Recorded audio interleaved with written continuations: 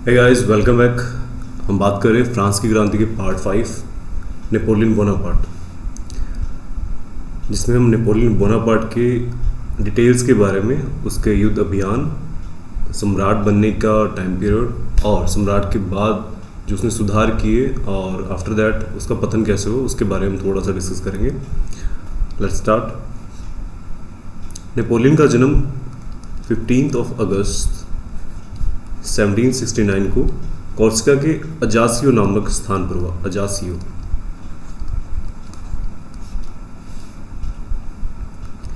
Jacobian दल के एक सदस्य रॉब्सफियर के नाम पर इसका नाम छोटा रॉब्सफियर भी पड़ा।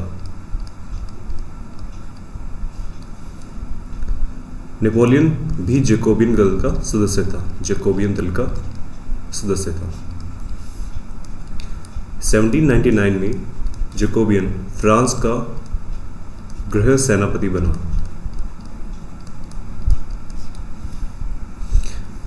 तो ये सब नेपोलियन की शुरुआत थी। जब गृह सेनापति बन गया तो इसे विभिन्न युद्ध दिए गए। तो फर्स्ट ऑफ ऑल इसका अभियान था ऑस्ट्रेलिया के अगेंस्ट, जो कि उसका ऑस्ट्रिया के अगेंस्ट था, जो कि इसका सफल रहा। तो इसने ऑस्ट्रिया से लोम्बार्डी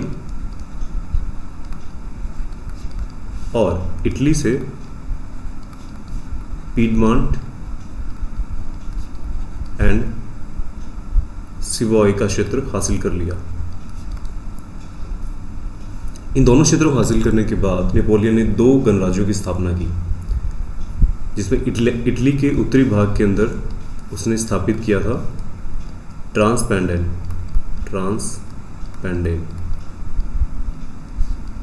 और इसी के माध्यम से ही इटली का एकीकरण संभव हुआ। दूसरा, इसने जर्मनी के पश्चिम के अंदर राइन नदी और पश्चिमी जर्मन का भाग था, जिसके द्वारा उसने जर्मनी के एकीकरण में भूमिका निभाई।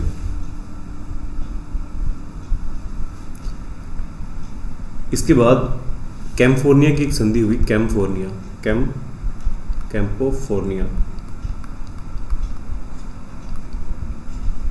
कैम्पोफोर्निया की संधि हुई, जिसके तहत 1797 में सिसले पाइन गणराज्य था, उसको मान्यता दे दी गई। सिसले पाइन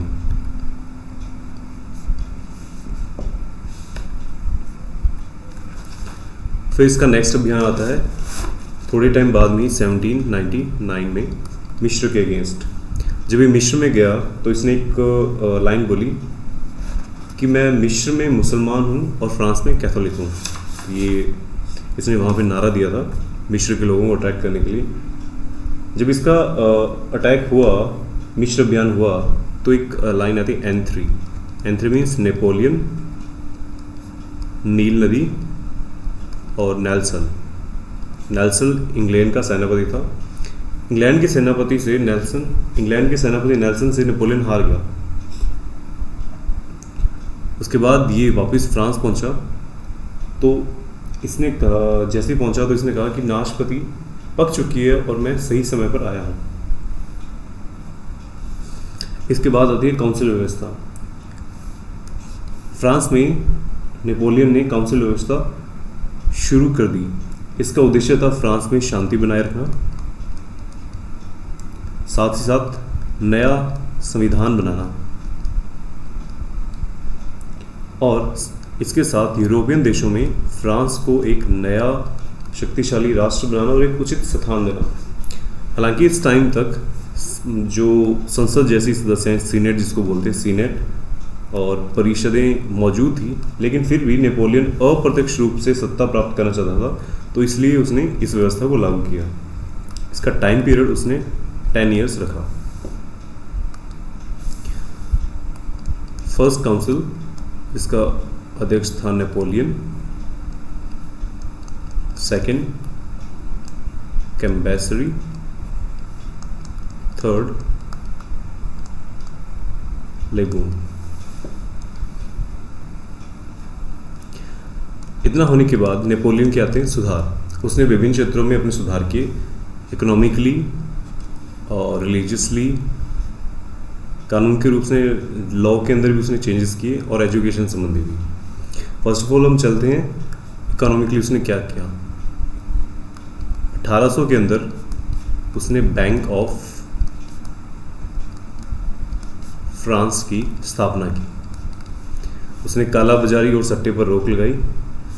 टैक्स उसने इंक्रीज कर दिया, किस पर? नमक, शराब और तंबाकू पर। नेपोलियन ने विभिन्न विभागों का गठन किया और उनको सब डिवाइड कर दिया गया। इन सब डिवाइडेशन वाले जो विभाग थे उनको एरोंडिजमेंट कहते थे। क्लियर करते हैं इसको एक बार।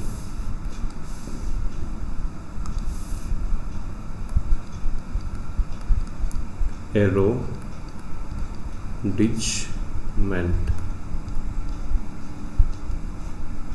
प्रांतों में प्रोफेक्ट और सब प्रोफेक्ट एंड सब प्रोफेक्ट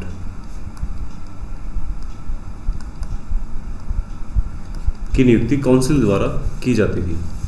जो इनके पार्ट्स डिवाइड किए उनके अंदर भी जो काउंसिल बनाई गई नेपोलियन के द्वारा, उसी के द्वारा ही सदस्यों की नियुक्ति की जाती थी। इसके बाद हम देखें तो इसमें जो सुधार किए गए उनके अंदर आता है धार्मिक सुधार। धार्मिक सुधारों में इसने क्या किया? फर्स्ट ऑफ ऑल कॉनकॉर्ड समझौता, ये करीबन 1801 के अंदर इन्होंने पादरियों, जो पॉप है उनके साथ, पादरियों को नियंत्रण करने के लिए पॉप पायस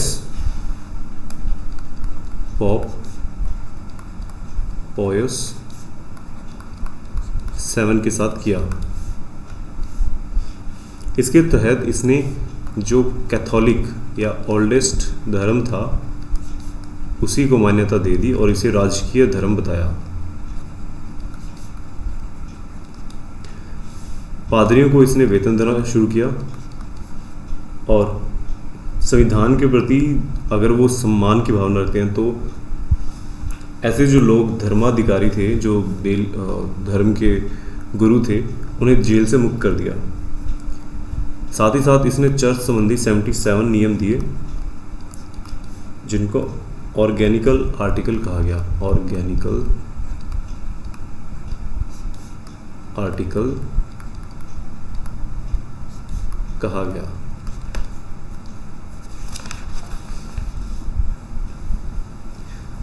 इसके बाद आता है कानून से संबंधी पाठ। नेपोलियन ने संयुक्त परिवार प्रथा में पिता को प्रमुख स्थान दिया।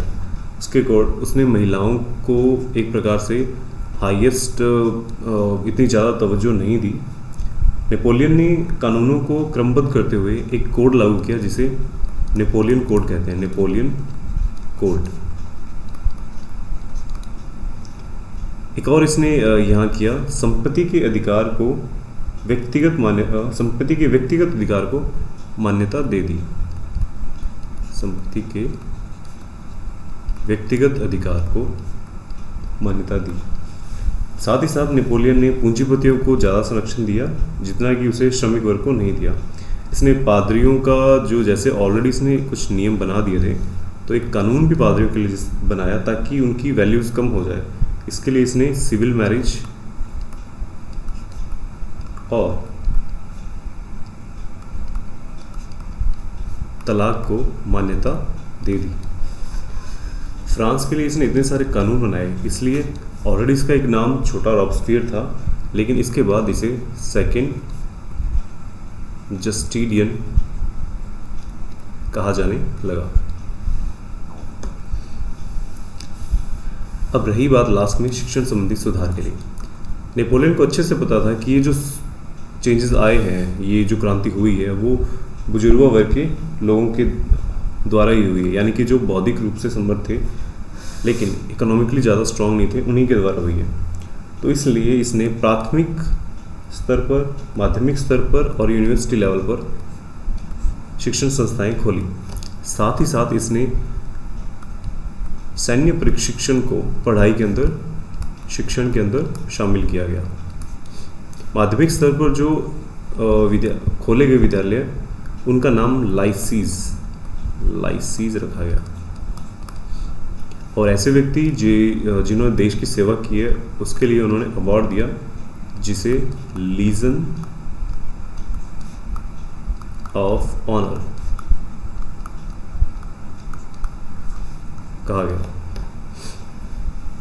अब नेपोलियन ने क्या काउंसिल व्यवस्था बनाई थी?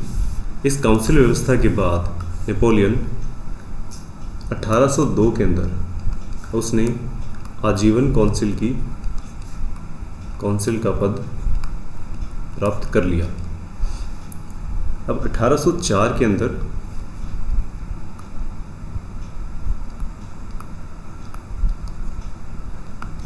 नेपोलियन ने पेरिस के नेत्रोदाय गिरजाघर में खुद को फ्रांस का शासक घोषित कर दिया और इसने कहा कि मैंने फ्रांस का मुकुट धूल में पाया और मैंने तलवार की नोक पर इसे प्राप्त किया है, ऐसा कहते हैं। सिमिलरली कैसा किया था? जर्मनी का एक सम्राट था वर्ल्ड वॉर फर्स्ट से पहले, विलियम केसर ने भी सेम किया था। इसके बाद हम आते हैं नेपोलियन के द्वारा लड़े गए युद्ध। फर्स्ट ऑफ ऑल उलम का युद्ध है 20 अक्टूबर 1805 में ये लड़ा गया। इसे ऑस्ट्रिया के अगेंस्ट लड़ा गया और नेपोलियन इसके अंदर विजय हुआ। 21 के बाद 21 अक्टूबर 1805 के अंदर ट्राफलगर का युद्ध लड़ा गया, जिससे ये ऑलरेडी पहले पराजित हुआ। उसी नेल्सन को इसने पराजित किया, लेकिन नेल्सन को इसने पराजित तो कर दिया, लेकिन फिर भी नेपोलियन हारा, बिकॉज इंग्लैंड की सेना सर्वश्रेष्ठ थी और ये उसे ट्राफलगर के युद्ध के बाद नेपोलियन ने इंग्लैंड को समुद्र में पराजित करने की योजना छोड़ दी। उसके बाद आता है ऑस्ट्रेलिज का युद्ध 2 दिसंबर 1805। इसमें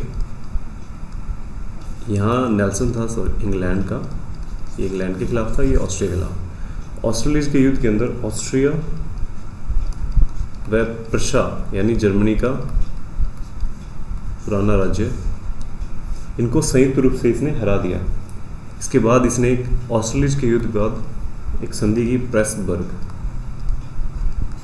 प्रेसबर्ग की संधि की, और इस ऑस्ट्रेलिज के युद्ध के बाद ही इसने क्या किया, 16 छोटे छोटे राज्यों को मिलाकर एक राइन संघ का निर्माण किया। इस राइन संघ का नेपोलियन खुद संरक्षक बन गया। इस राइन संघ को जर्मन संघ भी कहते हैं। इसका संरक्षण बनने के बाद नेपोलियन को एक और नाम दिया, जिसे राजाओं का निर्माता यानी कि किंग मेकर भी कहा जाने लगा। इस युद्ध के बाद ऑस्ट्रिया का सम्राट फ्रांसिस ने त्यागपत्र दे दिया। इस राइन संघ जो बनाया गया, इसी से ही प्रशासन जो बनाया, इसी से ही जर्मनी की नींव रखी गई और जर्मनी का एकीकरण हुआ।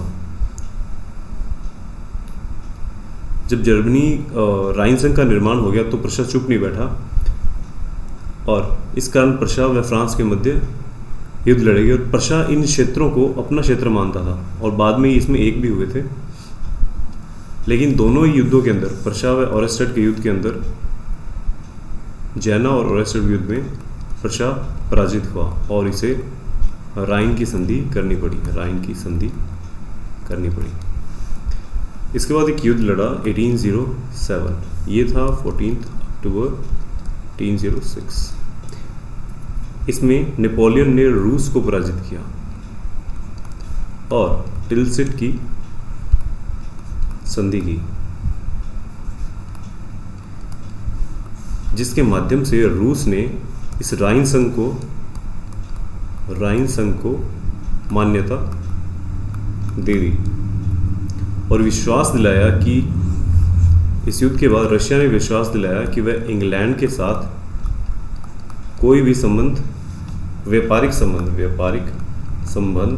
नहीं रखेगा।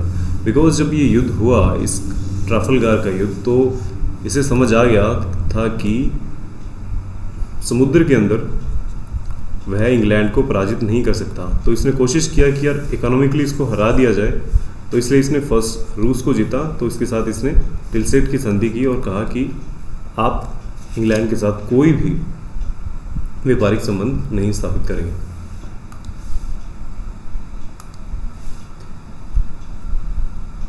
इसके बाद आता है कॉन्टिनेंटल सिस्टम या महाद्वीपीय व्यवस्था।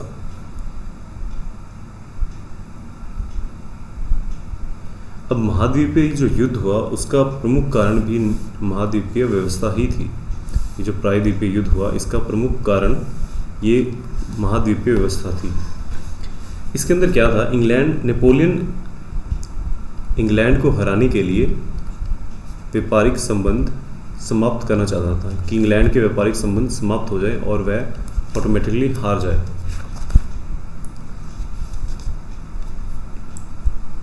इसके लिए उसने 1806 में बर्लिन आदेश दिया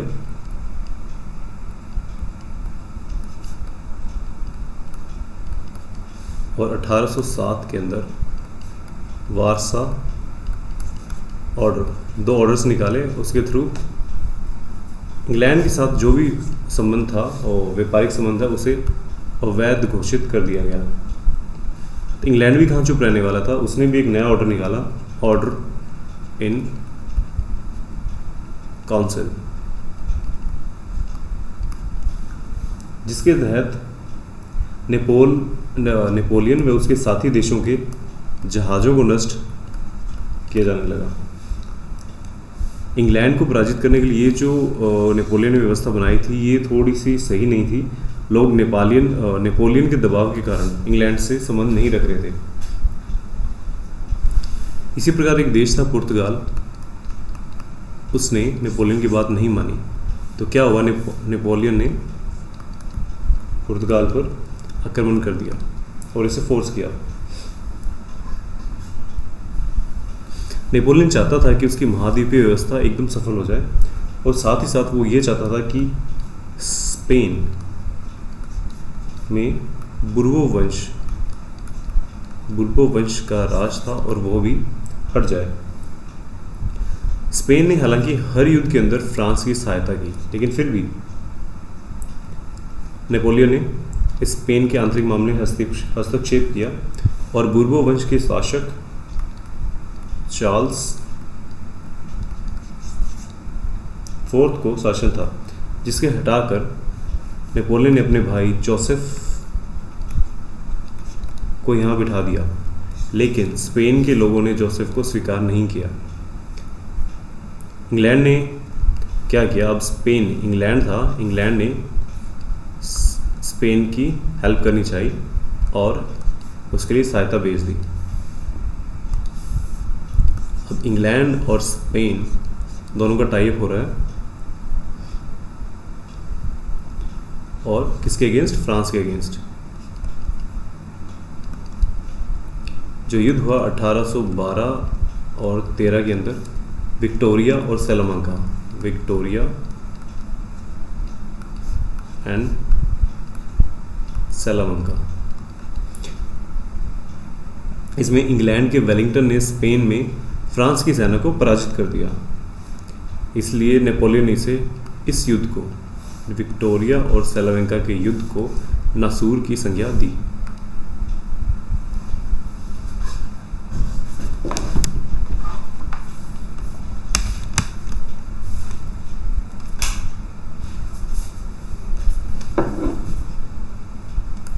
नासूर की संज्ञा दी। ग्रांट व हेम्परले 2 राइटर थे, ग्रांट व हेम्परले। इन्होंने कहा कि स्पेन का युद्ध, इसे स्पेन का युद्ध कहते हैं, स्पेन का युद्ध नेपोलियन के लिए कैंसर के समान था, जिसने उसकी शक्ति को चूस लिया। बिकॉज इसके बाद फ्रांस हारने लगा था। इसके बाद इसे कई युद्ध लड़ने पड़े, बिकॉज इंग्लैंड को पता लगे कि वो फ्रांस को हरा सकता है, तो इसने अब और टाई अप शुरू किया। इसके बाद जो इसके युद्ध हुए, ऑस्ट्रिया का युद्ध 1809 में। इस युद्ध के अंदर नेपोलियन ने बेलग्राम के युद्ध के अंदर ऑस्ट्रिया को पराजित किया और वियना की संधि संपन्न की। उसके बाद नेपोलियन यहाँ से जीता। उसके बाद वो गया मॉस्को, सितंबर 1812। बोरोडिनो का युद्ध लड़ा गया, बोरोडिनो। इस युद्ध के अंदर, ये युद्ध क्यों हुआ? बिकॉज महाद्वीपीय व्यवस्था जो इसने बनाई थी नेपोलियन ने, हमने पीछे पढ़ा है महाद्वीपीय व्यवस्था। इस महाद्वीपीय व्यवस्था का विरोध रूस का सम्राट अलेक्जेंडर था, उसने इसका विरोध कर लिया, इसलिए रशिया पर आक्रमण हुआ। टॉल्स्टॉय ने एक बुक लिखी थी, वॉर एंड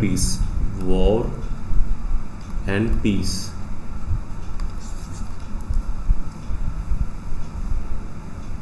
इस बुक से अब जानकारी मिलती है कि नेपोलियन के करीबन 6 लाख सैनिकों में से केवल 1 लाख ही जीवित बचे थे। और ये भी लिखा कि ये दो राष्ट्रों के बीच में संघर्ष नहीं, बल्कि व्यक्ति की महत्वाकांक्षा व एक महान जाति के बीच में युद्ध था। इस युद्ध के अंदर नेपोलियन को बड़ा ही नुकसान हुआ।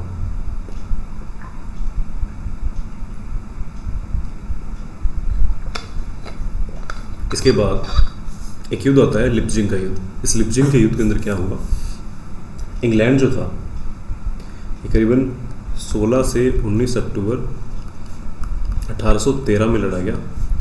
अब इंग्लैंड था, उसे बर्दाश्त नहीं हो रहा था कि उसके सामने कोई नई महाशक्ति पैदा हो। तो इंग्लैंड ने क्या किया? इंग्लैंड ने रशिया जो इनसे हार चुका था, प्लस ऑस्ट्रिया भी फ्रांस के खिलाफ था, प्लस डेनमार्क, इन सब के साथ मिलकर एक संघ का निर्माण किया, जिस संघ को नाम दिया गया मित्र राष्ट्र। इन मित्र राष्ट्रों का उद्देश्य था कि नेपोलियन को एक साथ अंतिम रूप से पराजित किया जाए।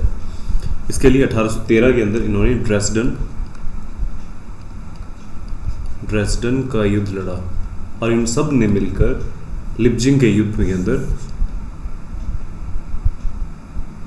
1813 में ड्रेसडन का युद्ध लड़ा, जिसमें ऑस्ट्रिया को तो नेपोलियन ने हरा दिया, लेकिन कंटिन्यूसली जब सबका अटैक हुआ तो लिप्जिंग के युद्ध के अंदर नेपोलियन की सैन्य शक्ति नष्ट हो गई। इसके बाद मार्च 1814 के अंदर एक संधि मित्र राष्ट्र इंग्लैंड, रशिया, ऑस्ट्रिया और डेनमार्क, ये पांचों राष्ट्र मिलकर एक संधि करते हैं, जिसका नाम होता है शामनी की संधि। इस शामनी की संधि के बाद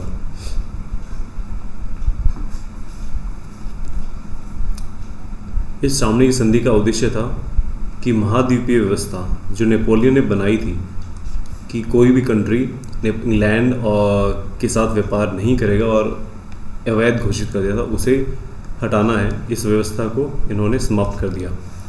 इसके बाद मिलकर इन्होंने नेपोलियन को लाओ के युद्ध में पराजित किया और नेपोलियन के साथ 1814 में फाउंटेनब्लेau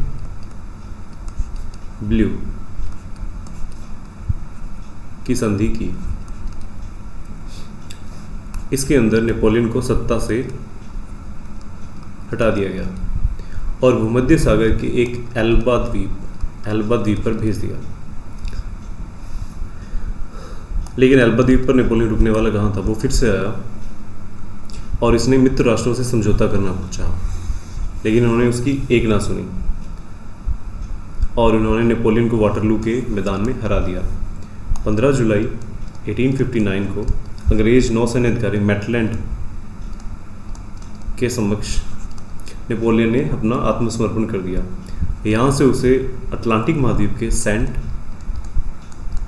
हेलेना द्वीप पर भेज दिया गया, जहाँ पर 1821 में नेपोलियन की मृत्यु हो गई। तो इस प्रकार हमारा फ्रांसीसी क्रांति का अंतिम पार्ट नेपोलियन कंप्लीट होता है। Thank you.